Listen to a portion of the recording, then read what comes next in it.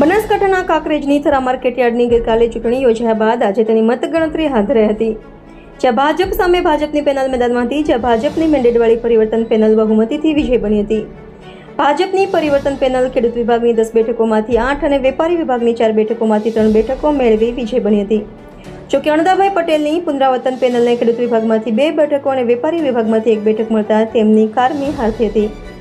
ગુજરાતમાં સૌથી વધુ મતદારો ધરાવતા થરા માર્કેટયાર્ડની ગઈકાલે ચૂંટણી યોજાઈ હતી, જેમાં ખેડૂત વિભાગના 10 અને વેપારી વિભાગના 4 ઉમેદવાર મળી 14 ડિરેક્ટરો માટે ચૂંટણી યોજાઈ હતી, જેમાં ભાજપ દ્વારા મેન્ડેટ આપીને 14 ઉમેદવારોને મેદાનમાં ઉતાર્યા હતા।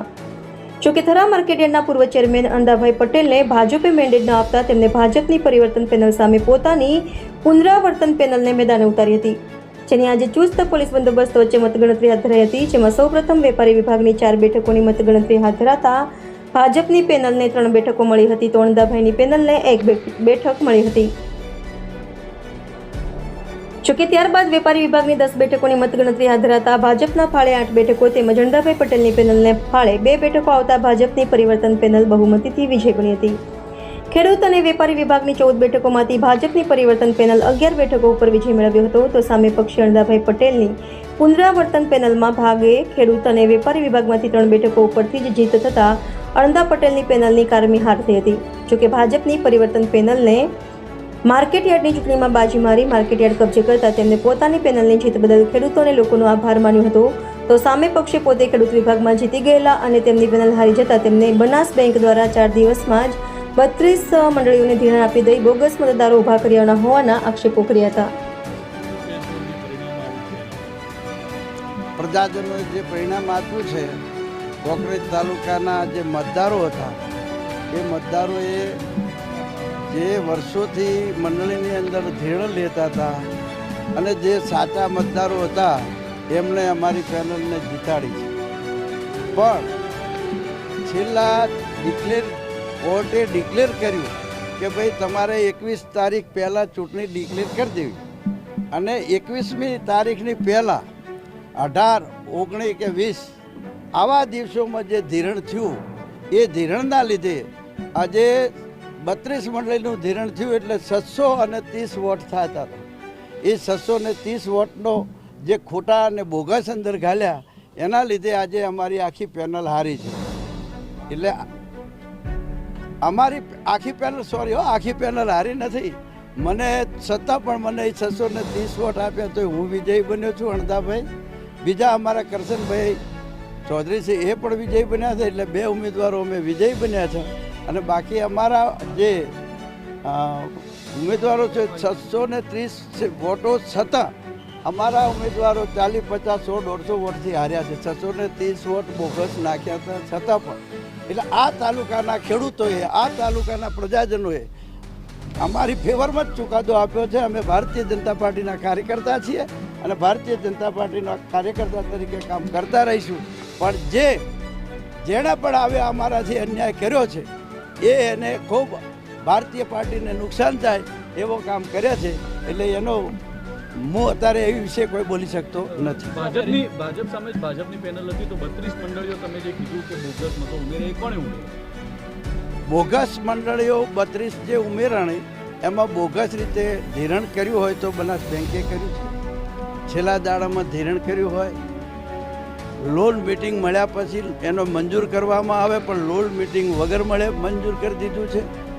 એટલે આ રીતે ઘણું બધું એમાંથી તમને જેવા મળશે, પણ જે છેલ્લા 4 દિવસમાં ચૂંટણી 21મી તારીખે ડિક્લેર થવાની હતી અને ધારો કે 17થી કરીને 21 સુધીમાં જે ધીરણો કર્યા અને જે મતો અંદર ઉમેર્યા છે એ ઉમેરાના લીધે અમારી પેનલના 8 ઉમેદવારો હાર્યા છે। બાકી જે ઓરિજિનલ વર્ષોથી ધીરણ કરતી હતી એવી મંડળીઓના તમે મતો ગણો તો અમારી આખી પેનલ 500થી વધારે વોટે જીતે છે, પણ ખરેખર આ બોગસ મંડળીઓના લીધે જ અમે હાર્યા છે।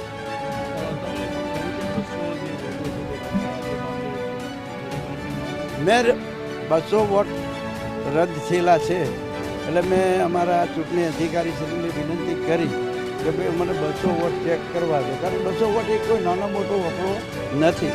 200 વોટનો વકડો મોટો ગણો, એમાંથી કદાચ 15-20 વોટ આમથી આમ થઈ જાય તો એકાદો ઉમેદવાર જીતી પણ જાય, પણ એટલે જે કોઈ પણ આ એમને જોવાની તસ્દી લીધી નથી, અમને સાંભળ્યા પણ નથી. ફોન કર્યો ત્યારે એમને વાત કરી કે હું તો નીકળી ગયો છું, એટલે એ પણ થોડું ખરાબ વર્તન છે એમનું. અને બીજું કે તમે આ 32 મંડળીઓની જે વાત કરો, 4 દિવસમાં છેલ્લા ધિરણ કર્યું હોય તો બોગસ ગણાય કે નહીં? અમારા સરકારી નિયમો પ્રમાણે કે ચૂંટણી ચાલુ થઈ હોય એના પછીનું ધિરણ હોય ન ગણાય. જજમેન્ટ આવેલું હતું કે ભાઈ તમારે 21મી તારીખે ચૂંટણી કરવાની છે, એમાં 21મી તારીખ એટલે છેલ્લી. તમારે બીજી તારીખે ચૂંટણી કરો, 20મીએ કરો અને કે 15મીએ કરો, એ ચૂંટણી અધિકારીના પેલામાં હતું. પણ ચૂંટણી અધિકારીએ તસદી નથી લીધી અને જે છેલ્લા 4 દાડામાં ધિરણ કરવાની તક ડિસ્ટ્રિક્ટ બેંકમાં આ લોકોને આપી છે. એના લીધે અમારી પેનલને મોટું નુકસાન થયું છે.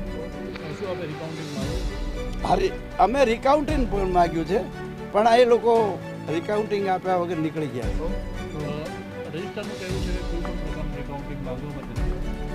ના, રિકાઉન્ટિંગની સહીઓ અમે કરીને આપી, એમણે ના લીધી હોય. કોઈ હું તો થોડોક બીજી હતો એટલે કદાચ ના આપી હોય તો મને ખબર નથી, કારણ કે હું જીતેલો તો આપી ના શકું. રિકાઉન્ટિંગ કોણ આપે? હારેલો ઉમેદવાર આપી શકે, જીતેલાને તો આપવાનું હોતું નથી. એટલે કદાચ હારેલા ઉમેદવારો બધા હાલવા ગયા હશે પણ એમને લીધા વગર નીકળી ગયા છે. માર્કેટયાર્ડની ચૂંટણીથી ખૂબ જ રસાકસી બની રહી છે. ભાજપની જે મેન્ડેટધારી પેનલ હતી તેનો વિજય થયો. મિત્રો, આ જે ભારતીય જનતા પાર્ટીનો જે જ્વલંત વિજય થયો છે, એ વિજયના કોઈ પણ જો એ વિજયના સહભાગી હોય તો આ તાલુકાની પ્રજાજનો છે. આ તાલુકાની પ્રજાજનોએ પરિવર્તનમાં ઉત્સાહભેર જોરદાર મતદાન કરીને પરિવર્તન પેનલને સપોર્ટ કરીને ભારતીય જનતા પાર્ટીના જે મેન્ડેટ આપીને એમને જે પેનલ ઉતારી હતી એ ભારતીય જનતા પાર્ટીની પેનલને વિજય બનાવવા માટે સમગ્ર કોંગ્રેસ તાલુકાની જનતા જનાર્દનનો નમ્રપૂર્વક ખૂબ એમનો આભાર વ્યક્ત કરું છું કે એમણે ખૂબ જ મહેનત કરીને આ પરિવર્તન પેનલને ભવ્ય જીત અપાવી છે. સાથે સાથે આ જીતના કોઈ યશભાગી હોય તો મિત્રો આ પ્રદેશના CR પાટીલ સાહેબ, આપણા પ્રદેશ અધ્યક્ષ આદરણીય CR પાટીલ સાહેબ અને સમગ્ર પ્રદેશનું નેતૃત્વ, એની સાથે ભારતીય જનતા પાર્ટી બનાસકાંઠા જિલ્લાના SOC અધ્યક્ષ અને આપણા સૌના આદરણીય આગેવાન માનનીય કીર્તિસિંહજી વાઘેલા સાહેબ અને સમગ્ર બનાસકાંઠા જિલ્લાના નેતૃત્વએ પણ ખૂબ જ મહેનત કરીને ભારતીય જનતા પાર્ટીનો જ્વલંત વિજય અપાવ્યો છે. એ બદલ તમામે આગેવાનશ્રીઓનો, તમામે સમાજના આગેવાનશ્રીઓનો, તમામે પાર્ટીના આગેવાનશ્રીઓનો અને ખાસ કરીને ભારતીય જનતા પાર્ટીના તમામે કાર્યકર્તા મિત્રોનો અને આ કોંગ્રેસની જનતા જનાર્દનનો હૃદયથી આભાર વ્યક્ત કરું છું. ખાસ કરીને પરિવર્તન થયું છે તો ખેડૂતોને એવા કયા પ્રશ્નો બાકી છે જે આપ પ્રથમ કરશો? મિત્રો, ભારતીય જનતા પાર્ટી એના ચૂંટણી ઢંઢેરા સાથે પહેલા દિવસથી એ ચૂંટણીમાં ઉતરેલી હતી અને જે વિકાસના જે ભારતીય જનતા પાર્ટીની પેનલે જે વિકાસના વાયદા કર્યા છે એ વાયદાને અનુમોદન આપીને કોંગ્રેસ તાલુકાની પ્રજા એ વિકાસ માટે મતદાન કર્યું છે, એ વિકાસ માટે પરિવર્તન કર્યો છે. આજના તબક્કે કોંગ્રેસ તાલુકાની પ્રજાને ખાતરી આપું છું કે ભારતીય જનતા પાર્ટીએ જે ઢંઢેરો લઈને નીકળ્યા હતા એ ચૂંટણી ઢંઢેરાના તમામે તમામ મુદ્દા અમે 1 વર્ષની અંદર આ તાલુકાની પ્રજાને, આ તાલુકાના ખેડૂતોને, આ તાલુકાના વેપારીઓને જાહેર મંચ ઉપરથી એમને હિસાબ આપીશું, એમને મુદ્દા અમે એ પૂરા કરીશું. પરિવર્તન પેનલને કેટલી બેઠકો મળી છે? 9 ખેડૂત વિભાગમાંથી પરિવર્તન પેનલને ખેડૂત વિભાગમાંથી 4માંથી 3 બેઠકો મળી છે અને 10 ખેડૂત વિભાગમાંથી 10માંથી 9 બેઠકો પરિવર્તન પેનલને આ પ્રજાજનોએ ભારતીય જનતા પાર્ટીના એ સમર્પિત કરી છે. વેપારીમાં ઓકે રોલિંગ. આજે માર્કેટયાર્ડ થરાના ચૂંટણીના પરિણામના દિવસે ભારતીય જનતા પાર્ટીએ અમને મેન્ડેટ આપીને પરિવર્તન પેનલ બનાવી હતી. એ પરિવર્તન પેનલને કાંકરેજ તાલુકાના ખેડૂત મિત્રોએ અને વેપારી મિત્રોએ ખૂબ આશીર્વાદ આપ્યા અને અમારો ભવ્યથી ભવ્ય વિજય આપ્યો. એ બદલ હું કાંકરેજ તાલુકાના ખેડૂતોનો અને વેપારી મિત્રોનો ખૂબ ખૂબ આભાર માનું છું. વેપારી પેનલમાં અમારા પરિવર્તન પેનલના ભારતીય જનતા પાર્ટીના 4માંથી 3 ઉમેદવાર વિજય થયા છે અને ખેડૂત પેનલમાં લગભગ નિશ્ચિત જ છે કે 9 ઉમેદવાર લગભગ નિશ્ચિત જ છે. એક ઉમેદવાર વિરોધ પક્ષનો જીત્યો છે.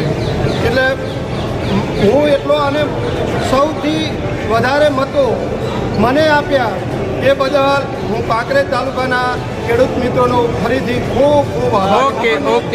અમારા યશસ્વી અધ્યક્ષ માનનીય સી આર પાટીલ સાહેબ અને જે આપણા પ્રદેશનું સંગઠન, આપણા માનનીય પ્રદેશ સંગઠન મહામંત્રી રત્નાકરજી સાહેબ, આપણા અહીંના પ્રભારી અને ઝોન મહામંત્રી રણજીભાઈ પટેલ સાહેબ, આપણા યશસ્વી અધ્યક્ષ અને કાર્યકરોને સાથે લઈને ચાલતા અને જેમને સતત પાર્ટીએ બીજી વખત પણ મૂક્યા છે પાર્ટીના પ્રમુખ તરીકે એવા કીર્તિસિંહ વાઘેલા સાહેબ અને ભારતીય જનતા પાર્ટીના હજારો કાર્યકરો, કોંગ્રેસ તાલુકાના તમામ સમાજના તમામ પક્ષોના સહકારી આગેવાનો અને હું પણ અગાઉ પણ મેં બોલ્યો હતો કે જે કોંગ્રેસ તાલુકામાં મતદારોનો જે ઉત્સાહ હતો, સહકારી આગેવાનોનો જે ઉત્સાહ હતો, જે પરિવર્તન માટે એ પરિવર્તનનો જે પવન ફૂંકાણો હતો, એટલે જેણે પણ મદદ કરી હોય એ તમામને હું હૃદયપૂર્વક એમનો આભાર માનું છું. અને આગામી સમયમાં આ માર્કેટના વિકાસ માટે જે ભારતીય જનતા પાર્ટીએ જે મેનિફેસ્ટો બહાર પાડ્યો છે કે આ માર્કેટનો વિકાસ થાય, અહીંથી લોકોની સુખાકારી વધે, ખેડૂતોની તમામ સગવડો સચવાય, એવા તમામ પ્રયત્નો આપણી આ નવી એપીએમસીની જે ચૂંટાયેલી બોડી કરશે એવી હું આપણા મીડિયાના માધ્યમથી ખાતરી આપું છું. એપીએમસી થરાની જે ચૂંટણી હતી એમાં રાજ્યમાં સૌથી વધારે મતદારો અહીંયા નોંધાયેલા છે. ખેડૂત વિભાગમાં 4850થી વધારે મતદારો હતા. એમણે 4713 એટલે કે 97.05 જેટલું મતદાન થયેલું. એટલે ખૂબ શાંતિપૂર્ણ માહોલમાં અરજદારોને, મતદારોને, ઉમેદવારોને, એજન્ટોને તમામની વ્યવસ્થિત સગવડતા વહીવટીતંત્ર દ્વારા જાળવવામાં આવેલી અને વહીવટીતંત્ર દ્વારા શાંતિપૂર્ણ માહોલમાં સંપૂર્ણપણે પારદર્શિતાથી અને વિશ્વસનીય રીતે ચૂંટણી યોજાય એ માટે પૂરતો બંદોબસ્ત રાખવામાં આવેલો, પૂરતો પોલીસ બંદોબસ્ત રાખવામાં અહીંયા આવેલો. એએસપી શ્રી દિયોદર એમના સુપરવિઝન નીચે પોલીસ ઇન્સ્પેક્ટરો, પીએસઆઈઓ અને મોટા પ્રમાણમાં પોલીસ સ્ટાફનો બંદોબસ્ત રાખવામાં આવેલો અને વહીવટી તંત્ર દ્વારા સુંદર રીતે એક પારદર્શક રીતે આ ચૂંટણીની કામગીરી તમામ ઉમેદવારો અને તમામ મતદારોના સહયોગપૂર્ણ વાતાવરણથી અને આપ સૌના સહયોગથી સારી રીતના પૂર્ણ થયેલ છે. બદલ જિલ્લા સહકારી તંત્ર વતી હું આભાર માનું છું.